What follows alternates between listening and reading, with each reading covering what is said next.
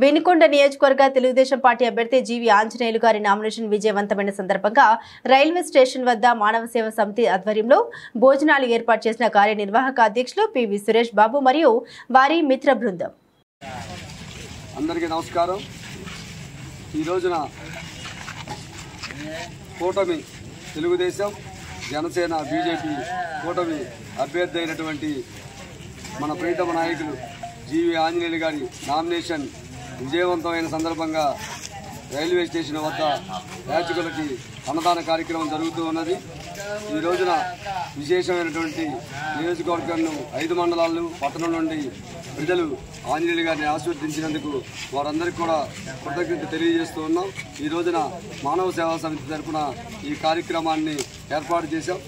సేవా కార్యక్రమాలు చేసే మా అందరికీ కూడా శివశక్తి నీలాంజన్ ఫౌండేషన్ సేవా తత్పరులు జీవి ఆంజనేయులు గారు స్ఫూర్తి.